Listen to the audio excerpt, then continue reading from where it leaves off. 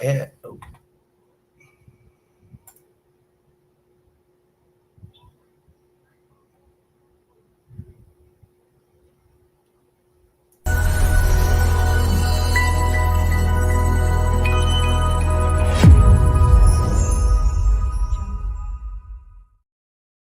well, here we are with another episode. Today we're going to be talking about this up here. Today's episode is a movie review of the movie The Civil War. Secessionists, Jason and I, longtime secessionists with a 20 years history, secessionists together, are going to review the movie and talk about the possibility of an actual civil war. Let's get right into it. We watched the movie. I think you watched it twice. I've watched it twice. We watched it together once. We watched it both independently. We've also been predicting that there could be a potential American Civil War since at least the time of Barack Obama with the, what do we call it, the post-constitutional order. So I'm going to shut up. What did you think of the movie? Good, realistic, bad, unrealistic, could happen, couldn't happen? What? Well, yeah, I definitely felt that there was a lot of potential realism. I'm not going to say realistic in the sense of, yes, this is definitely how it will go.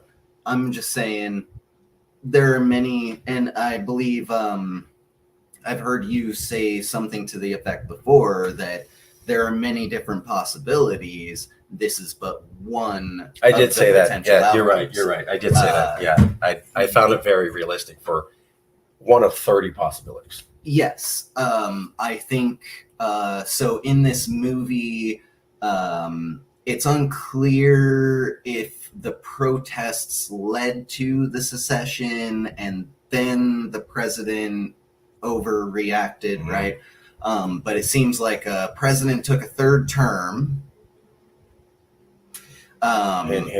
And then people were very unhappy and protesting, rioting even throughout the streets all across America, right? And it's like starting off giving you little, feeding you pieces, shots of this chaos while he's getting ready to give a speech about how he's just, they've single-handedly, stuck it to the Western secessionist forces, which is, interestingly enough, California and Texas united as the real, true, patriotic Americans. And then, there are those in there that are neutral, which was interesting to see. Very interesting. But he definitely, I've heard the theory that he may have nuked an American city. I think that's a possibility. They do make it clear that he, at the very least, was ordering airstrikes against civilian populations. Yeah. Which is a huge no-no. And that, immediately, no matter where you are in the world, if you're the leader and you're using your military against your civilians, we call you a dictator. That is not a democratic thing. That is not a good or moral thing. And the people will turn against you, immediately. So this American president ended up doing that. And it seems like the people ultimately, which came first, chicken or egg? I don't know. Not clear, yeah. But ultimately, the people were, it seems, overwhelmingly just either he's not my president, I don't have a dog in this show or a horse in this race, a gun in this fight. Or they were, pretty much against. He ended up with very, very few people rallying around him to support towards the end, yeah. And there were all of these different coalitions and different kinds of groupings, and some of them a little less legally based. There were a and lot of stable. militias, I noticed, in the Yeah. movie. So even the California and Texas groups, although they were an army in composition, they seemed to be a collection of independent militias with full quality military gear, and that it was overwhelming the federal forces. Maybe it would go that way, a breakdown. Texas and California are very large states. The two of them together, I think you were pointing out, would have a massive amount of veterans and combat ready veterans. Just those two states combined have almost half of the majority of combat ready veterans. I think something ridiculously large on that order. So you could have that. Now, before we go any further, violence is wrong. The way that we're pursuing CalExit is through a legal process. We don't support violence at all. Don't shoot anybody over politics. Don't have a civil war. We're pursuing CalExit because we're pursuing CalExit because we believe that a civil war is going to happen and is inevitable, and that CalExit and other concepts of allowing some states to leave America would reduce the tension and prevent this from happening. Exactly. Marjorie Taylor Greene said the same thing. They said, well, she wants civil war. She's never said that. What she said is, civil war's coming. I don't want that. And I think national divorce is a way to prevent that. They've muddled her words and said, well, of course, you want secession, you mean civil war. Actually, a lot of secessionists want secession to avoid a civil war. That's what we've seen in our movement. We've seen that in other movements. And I remember Marjorie saying that, and it was just flatly rejected by the media. They literally, and I'm not trying to take a stance here, but they literally just go, "Oh, you said why?" Yeah, that's because we don't like you being a peacenik, so you got to be for war. Well, and so if I may, Rocket. I would point out that so this is like Civil War II in this movie, right? Yeah. And the Civil War happened in their timeline. Like, so this is like the modern 1860s. America. This is not alternate reality. Yeah. This is like supposed to be current time, ish, as close to our actual living reality as possible with a fantastical action flick. Yeah. That being said, it was clear when analyzing the Civil War, at least to myself in school, that say what you will about, who wanted what, right? Ultimately, the thing about the Civil War that makes one side right or wrong is this in line with the system put in place in America? Now, these Southern secessionists wanted their thing. They wanted things that the Northern folks didn't really want. They wanted to break away because they were like, well, you guys are so vastly different. We're not you. We're this other thing. And that, in my honest, just personal opinion, is when the North should have said, okay, give them the consent of the states, let them go. There would have been no Civil War, most likely. It was the act of, no, you can't leave. Get back here. We're going to fight you over it. That caused the Civil War. And here in this movie, Civil War 2.0, here, it just comes about that, like, the president is, no, your illegal secession movements and forces and blah, blah, blah, you must disband your unlawful government. And I'm sorry, but, this is supposed to be America and a democratic republic where if, the people want something, that's supposed to be what happens, what they get. If the majority of the people vote something, that's what we're supposed to get. If, the minuscule little amount said, and just like our movement, if our movement had 1% you and I probably wouldn't be like, if it stated there are 3 Californians other than yourselves who support it for the last 10 years, then we probably wouldn't be doing this. Right. Yeah. It's been steadily growing, however, and we're now at 58. Completely agree with you. Completely agree with you. You know, and people wonder why we do it, to prevent civil war, to help California regain the ability to actually address our issues, our problems, solve our problems without being told by the federal government, no, you can't do that. You can't provide housing for the homeless. How dare you? So, and another thing I noticed is that, you know, during all of this, they're showing massive food, gas, water, and housing crises, just like exploding, while all of this is like this president maybe inherited an already kind of messed up government and economy, and then he screwed it up worse. Interesting. And he did everything wrong, right? It's like if a president was going to do everything wrong, I'd also say, you know, like airstrikes on civilian, you know, population. It's the wrong move, because once you do that, you've justified that civilian population and anyone who feels for them or supports them at all in coming after you. I could see that.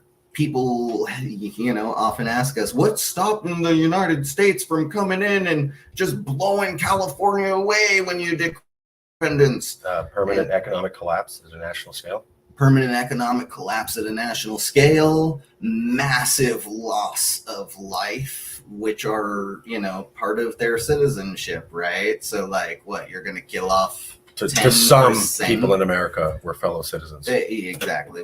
But yeah, like when it comes to the numbers and statistics of the federal government, they count California's 40 million people as American citizens. Right. And so they would remove 10% or so of their own citizens. Not only that, but how much military forces, right?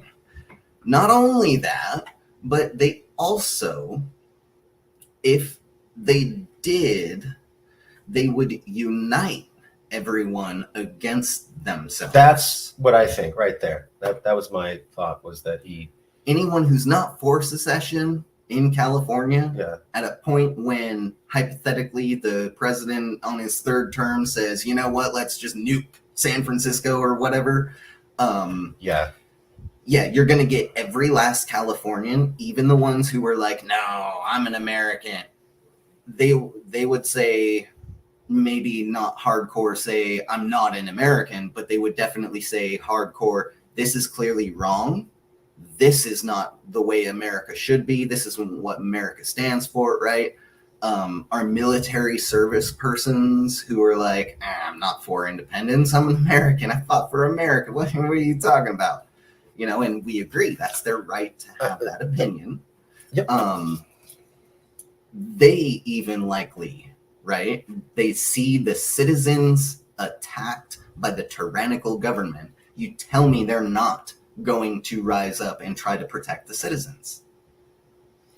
I agree. To back up that, I want to point out there were service people who did back up CalExit. There were a lot, especially Marines. So just because you went over there, and a lot of them backed up CalExit because they had been deployed abroad, saw what was going on, were disgusted, wanted out. So let's just point that out. I totally agree with what you're saying. You know, when you look at 1860, a few southern states left, but the Confederacy wasn't formed as we understand it. It wasn't until Abraham Lincoln invaded Fort Sumter and then held on to it, which his generals advised him is only going to aggravate the situation. And he said, I don't care. It's a federal installation. I'm going to go down to the Beehive's hornet's nest and install federal troops in this area to see what they'll do. And then when they did that, and that turned into war, then additional southern states started. There were southern slave-owning states who did not side with the Confederacy until Abraham Lincoln use the federal government in a malicious manner. That is a historical fact. You're probably not going to hear, but that not everybody joined until they saw what the feds are doing. So I could see where California, Texas have a spat with the feds. Okay, I'm staying out. Then the president goes, I'm just going to nuke Pittsburgh. And people are like, oh my God, he'll just wipe out 5 million Americans in a second. None of us were going to do that. And then I could see where the Florida Alliance, I don't even have, but I could see where you'd have a separate group of people going, well, we're not with California, Texas, we're nowhere near you, but that's not going to work for us. Yeah. And then you suddenly get the capital surrounded by the entire country, which is what they were inferring, because they're so out of touch and they've done such a horrible thing that, there's no walking it back. Yeah, whether you're a separating from American, or this America, it's the part that they even show in the preview of, oh, please, we're American. Kirsten Dunst's husband. Yeah. Well, what kind of American are you? That movie was made by Kirsten Dunst and her husband. And I don't know his name, and she's the star, and he plays like a bit part, but technically the two of them made the movie happen. This is their third film working together or something like that. So I gotta say, his mannerisms, right? They really fit. Like he was good. He was just some average Joe who, happened to have a rifle and, and they were going around doing some like genocidal stuff. Yeah. Right. Yeah. But very importantly, even though these are like the maniac, crazy, hardcore, whatever people, like the ones that we would not really deal with because they're probably not hell-bent on legal, peaceful means only. They still are like, well, what kind of American are you? Right. Well, okay. We'll make this easy. Where are you from? I'm from Colorado. I'm from Florida, right? Okay, Colorado, Florida, Missouri, right? Very American. Thank you. But then they go and the brothers from Hong Kong, which, that were executed because they weren't seen as Americans. It reminds me of Project Wetback, where President Eisenhower ordered federal troops in California to remove Mexicans. They didn't bother to look for ID because they didn't care if you were a citizen or not. You were Mexican, which means you're not really an American and can't really be an American, even if you've been a citizen and even if you're second or third generation. They also took Russians in the area because they didn't even talk about it. They just figured, why not? So they just took citizens and pushed them out, which is why, interestingly enough, in Tijuana, you got a bunch of Mexicans running around with the name Ivan. It's because Russians were pushed there, not allowed in, and they married and go back to Russia, so they melted in the population. So I see that happening. That scene got to me. I was like, wow, no, America has done that. What kind of American are you? I don't care what your paperwork is. I don't care about your legal status. You're not one of us. You have to go. Additionally, people were gunned down during Project Wetback because they thought it was wrong to be deported when they had ID. Yeah. Didn't care. Nobody punished. Lots of deaths. But lot this of is a violation of my civil rights as a citizen of the United States. Yep. So let's make it even scarier. Yeah. Okay. Donald Trump, during his first assassination attempt, we're now on the second one. Yeah. This is during the first one, not even the second one. First attempt on Donald Trump's life. I actually, when it happened, I pointed out that wasn't actually the first.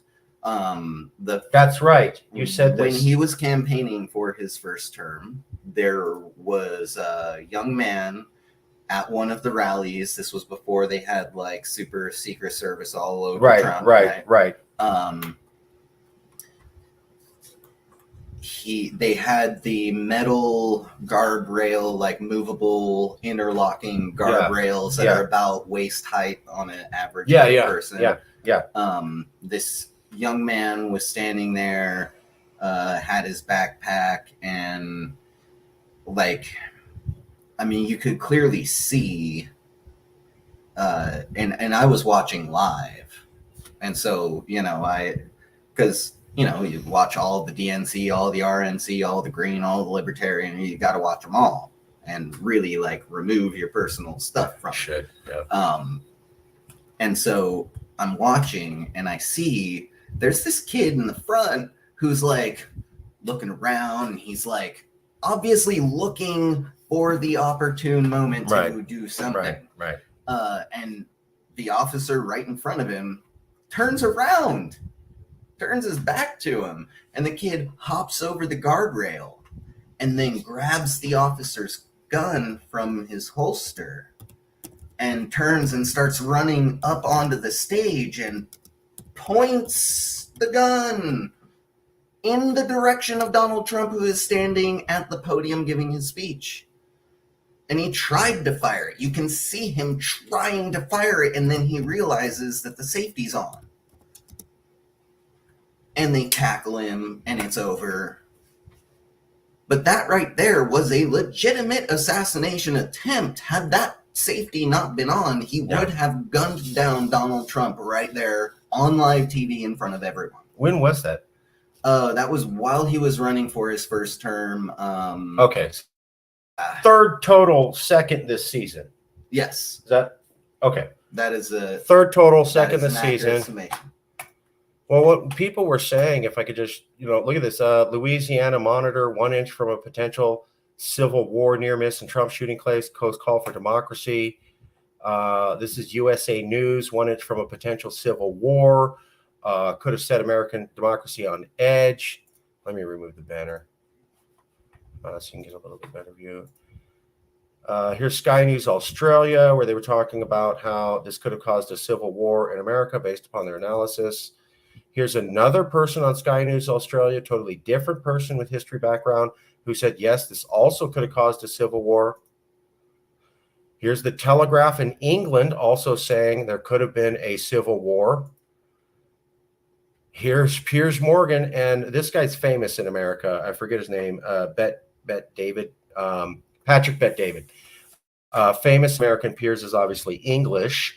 And while it's a British show, it's a British show watched by a bunch of Americans. Well, and I would point out, if you look in the background behind him, isn't that the Trans-America building? Yes. So it's an international show. Piers is, he's British, but he's really like an American newscaster as far as Americans see it, I think.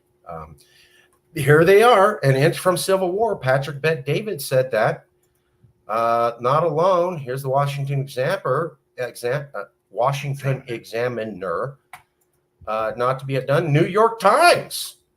Assassination attempt could have caused a civil war likely to tear America further apart. Already polarized along ideological and cultural lines, and it's split often into two realities. New York Times. So is the New York Times acknowledging that America is highly politically polarized? People may say that, but USA Today did. So is New York Times.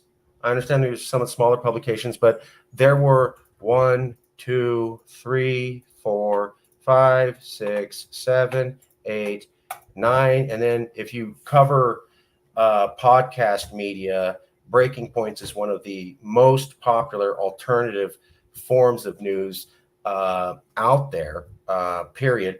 And even Sagar and Jetty was saying, I can't imagine what the country would look like if it had gone through. In another episode, I couldn't find it. He said, some people said that could have been a civil war. I don't know. So he didn't say I totally back it, but he said he was hearing that from people. And then in this moment, this is the first video where he's going, can you imagine? This is before he was told to make it clear that he does not think that there would be just as many of these other agencies had to do as well. I would point out is here they are with their civil war so close, and then after a week or two, most of them have articles and whatnot saying, well, I don't think, as some people are saying. He was emotional when he said that. I would say, this one was more real. Well, his hands are as a fellow Breaking Points fan, right? I rarely rarely agree with Sagar on his policy. I do almost always agree in his analyses, though, especially his initial analysis on varying things. This would be his initial analysis of it, where okay, it had just happened. Yes, okay. And he was talking about, and this is how you can know that I actually watched it. Right. He was talking about, and pardon the graphic nature, but you know, this is an assassination attempt we're talking about. Right. It's a graphic thing. He's talking about how, had it been just over here by just this much, we would all have been watching somebody's brains get blown out all over the place on live TV. Yep. That's what I said. A lot of us would be horrified and shocked, most of us really, unless you see that sort of thing regularly, but not many people do, right? Not only that, but to the nearly half of the country that supports this person, it says to them that we can get your guy, and that is going to drive them like up the walls angry. That's what Sagar was getting at. Yeah, that's what he was getting at. And I would point out in furtherance this whole, why I pointed out the political polarization and the fact that the New York Times was there. Yeah, they're talking about, you know, the Civil War, but in an already highly polarized. So political polarization before Civil War I was at an all-time high for the United States of America at that point. True. Political polarization, as we know from our studies for the next book, which covers this topic. Absolutely. Which hopefully will be out sometime soon. Very soon. We know that political polarization is actually higher now than it has ever been before in America. Most countries that go through civil wars, there is extreme polarization of some sort. Right. The Tutsi and the Hutu. Right. The what is it? It wasn't just segregation. It was South Africa. I don't remember the name of the tribes. Apartheid. South Africa apartheid, yeah. Yes. In apartheid, at the end, what they were pushing for, right? Why they pushed for it is because like half of the people get zero representation. Right. Zero, absolute zero. Right. That's what And the other part gets all of it. Yeah. And so that is insanely polarized, right? Yeah. And they had a huge revolution. Yeah. Pretty much any example, even the former Eastern Bloc, right? In Europe, between Europe and Soviet, you know, the old former Soviet Eastern Bloc. A lot of those countries went through a lot of upheaval in the 90s. And, you know, as the Soviet Union collapsed, and a lot of the fighting back and forth was because of polarization. Because these people were like, no, this is the right way to do it. No, this is the right way to do it. Well, I'm gonna fight you for it. Right. And then you get these mass graves appearing all over the place because it's a massive war and everyone thinks that they're the right one and that everyone else is wrong and the enemy. Yeah. And this is exactly what we're seeing. Donald Trump is an existential threat to democracy. He is our enemy. Well, look right there. That's what you get when you say that the person who roughly half of the country wants, while roughly half of the country hates, when you say that that person is a threat, this is what happens. You get, you know, like, I mean, rare that you get a bullet through the ear and not the head. I've had two different professors, and I've been able to ask them about this question of Obviously, Donald Trump participated in violent language. I'm not a fan of Trump. I know you're not, but Yeah. facts are facts. And so, does existential threat language achieve the same level of propelling a person to violence as violent language? And both of them said yes. And then I said, so is it okay to say that democracy ends with Trump and that he's a Hitler and that he'll round up all the gays and he'll round up all the politicians and he'll round up all the reporters and he'll be a dictator and he'll do all these horrible things, knowing that that's creating existential threat language? And what shocked me was two of the professors said, yes, yes, it does cause violence, but he is an actual existential threat. So it's cool to say that to him, knowing that it causes violence because it's true. The good old ends justify the means. I heard that from two different people who had studied it, understood my question clearly. Like, existential threat language creates violence, right? Yeah, but he is that bad, so go ahead and say it, even knowing what the consequences are. Well, and so I would say that, one, I find that sort of ends justify the means argument style to be akin to I was just following orders. Aside from that point, though, I would say now we'll remove Donald Trump from the equation. Okay.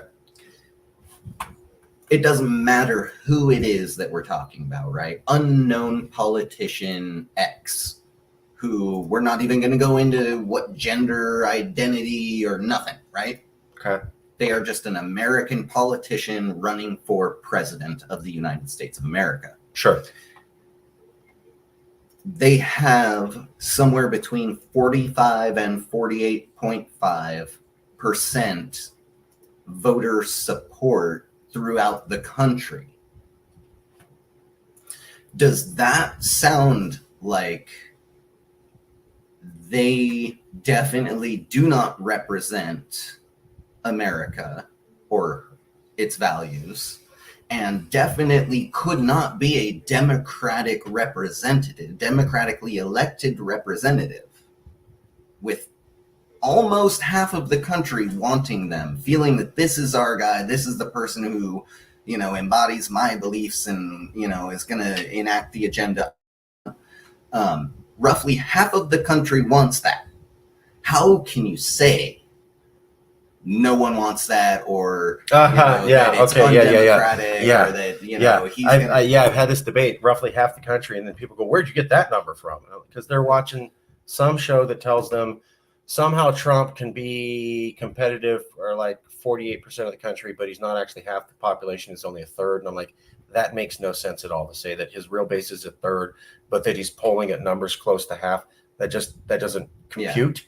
And I've seen people say that, and I'm like, that sounds like the way people talked.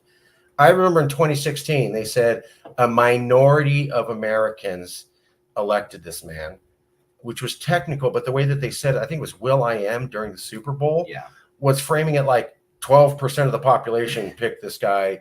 I'm like, no, that is wildly not true. It was close to half. 3 people in a back room made this man the president. Yeah, they made it like, and I'm like, he was close to half. So yes, Hillary won by the state of California alone. It still places him close to half. So here we are. I don't think we've learned anything because we had one assassination attempt on Trump this term, 3 total, as you pointed out. And you know what? There was about a week of we need to tone down the language. And then Kamala Harris went immediately, and I watched her ads, went immediately back to Trump is an existential threat. She was saying, I prosecute these type of criminals and these type of criminals. And so I know what kind of person Trump is. That is an identity attack. That's slander. That is not the same. So if I may, I believe it was actually a little more to the effect of people ask me how I will deal with Trump and like what I think of him or how I find him to be. And to them, I just let them know that I have been prosecuting criminals for this many years, and criminals of this sort and that sort, the international crime rings and the rapists and the child traffickers and and very clearly going after very specific things, right? Child sex trafficking. I mean, I'm not a fan of Donald Trump, but I didn't think he was Jeffrey Epstein. I mean, I got Jeffrey that Epstein too. was Jeffrey When Epstein. Kamala, yes, I got that too. When Kamala says, and I prosecuted pedophiles, so I know his type. I'm like, you just said he's a pedophile. There's no evidence for that, and you literally just said that. And then your other campaign commercial is he's an existential threat, and you literally did that 5 days after this talk about calming it down. AOC was another person, couldn't wait more than 4 to 5 days to immediately go back to saying that, a threat to democracy. Maybe you think that that's fair to say if you're watching this because you think he is, but that kind of language causes this.